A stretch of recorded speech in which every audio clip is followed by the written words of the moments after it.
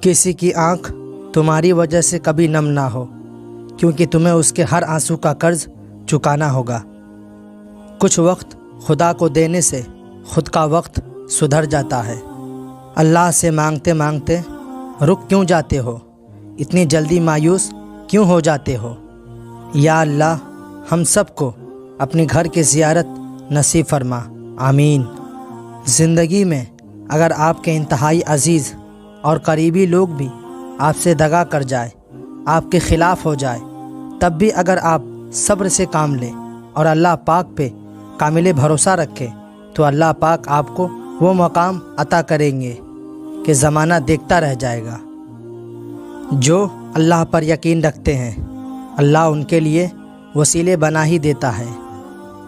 کہیں نہ کہیں ہمارے بے سکونی میں شامل وہ حرام کام ہوتے ہیں جو ہم بنا سوچے سمجھے یہ کہہ کر کرتے ہیں کہ سب کرتے ہیں، کچھ نہیں ہوتا۔ دل کو تب سکون آتا ہے جب بندہ اللہ کے آگے جھک جاتا ہے۔ کچھ کہانیاں آنسوؤں سے شروع ہوتی ہے، لیکن صبر کی طاقت سے اور بھروسے کی خوبصورتی سے ان کا اختتام خوشگوار ہوتا ہے۔ اللہ جانتا ہے کہ تمہاری چاہت کو کب اور کیسے تم تک پہنچانا ہے، تمہیں بس توکل رکھنا ہے کہ اگر وہ ایک ستارہ تمہیں نہیں مل سکتا جو تم نے مانگ رکھا تھا تو ممکن ہے اللہ نے پورا آسمان تمہارے لیے لکھ رکھا ہو۔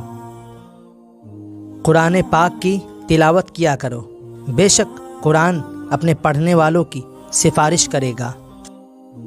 میرا اللہ تو کبھی بھی کچھ بھی کر سکتا ہے، تو پھر تم سے کس نے کہہ دیا جو فوراً نہ ملے وہ پھر دوبارہ کبھی نہیں مل سکتا۔ جن کا یقین عرش والے پر ہو وہ فرش والوں کی باتوں پر دل چھوٹا نہیں کرتے۔ کچھ تو بہتر لکھا ہوگا اللہ نے جو دل ہر دفعہ صبر کرنے پر مجبور ہو جاتا ہے کہ کہہ دو میرے لیے اللہ ہی کافی ہے۔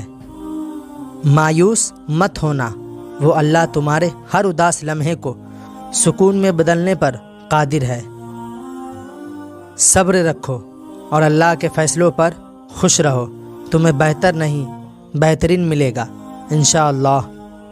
سجدوں سے تعلق بنائے رکھو، جوانی بار بار نہیں ملتی۔ اللہ سے اچھا گمان کرو، اللہ تمہارے لیے سب اچھا کرے گا۔ اللہ ہمیں کبھی ایسی مشکل میں نہیں ڈالتا جس سے ہم نکل نہ سکے، ہمیشہ کوئی نہ کوئی راستہ ضرور ہوتا ہے۔ دعا کرے وہ راستہ آپ کو نظر آ جائے۔ سب سے بہترین ہجرت گناہوں سے نیکی کی طرف ہے۔ توبہ زہر کو شہد میں اور کانٹوں کو گلاب میں بدل دیتی ہے۔ وہ جو پتھروں سے پانی نکال سکتا ہے وہ اپنے بندے کے لیے وسیلے بنا ہی دیتا ہے۔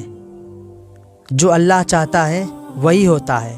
اللہ کی توفیق کے بغیر کسی میں کوئی قوت نہیں، اور ہم اللہ کے مدد کے بغیر کوئی کام کرنے کی طاقت نہیں رکھتے۔ اور جب بھی اللہ کی عطا کی گئی نعمتوں کو دیکھو تو شکر کے ساتھ ساتھ ماشاء اللہ کہا کرو۔ جب تمہیں لگے گا کہ تمہارا کوئی نہیں ہے، سب چھوڑ کر چلے گئے ہیں، تو یاد رکھنا کہ تمہارے ساتھ اللہ ہے۔ وہ ہمیشہ سے تمہارا ہے اور تمہارا ہی رہے گا، اور تمہاری کیفیت سے بہت اچھی طرح واقف ہے۔ اللہ یقیناً سب کچھ سنتا ہے، سب کچھ جانتا ہے۔ کیا تمہیں معلوم نہیں ہے کہ دنیا میں ایسا کچھ بھی نہیں جو دعا سے نہ مل سکتا ہو؟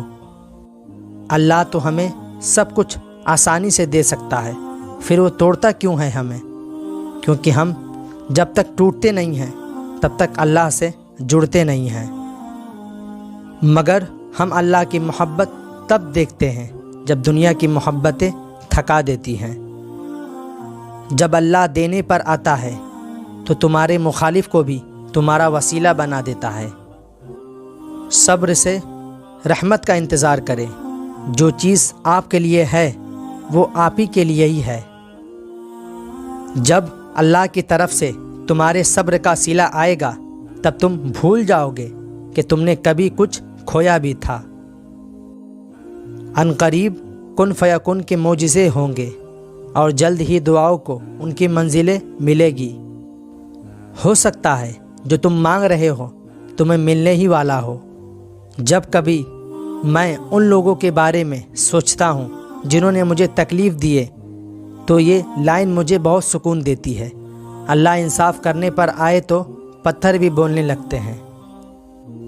سنو، مایوس نہیں ہوتے اللہ کی رحمت سے، وہ رات کو دن میں بدلنے والا رب ہے، تمہارے آنسوؤں کو مسکراہٹ میں بدل دے گا۔ اسلام اتنا خوبصورت مذہب ہے کہ غور سے اذان کی آواز سننے سے ہی ڈپریشن دور ہو جاتا ہے۔ ہاں، ہو سکتا ہے کچھ چیزیں تمہیں ویسی نہ ملے جیسے تم نے چاہی، لیکن یقین کرو اللہ کے فیصلے تمہیں مطمئن کر دیں گے۔ اللہ کے فیصلے ہماری خواہشوں سے بہتر ہوتے ہیں۔ اگر اللہ تمہیں انتظار کروا رہا ہے تو تیار رہو، وہ اس سے بڑھ کر تمہیں دے گا جو تم اس سے مانگ رہے ہو۔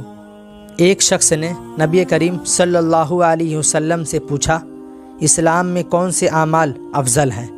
نبی کریم صلی اللہ علیہ وسلم نے فرمایا، اللہ کی مخلوق کو کھانا کھلائیں اور سلام کریں، اسے بھی جسے آپ پہچانتے ہیں اور اسے بھی جسے نہیں پہچانتے۔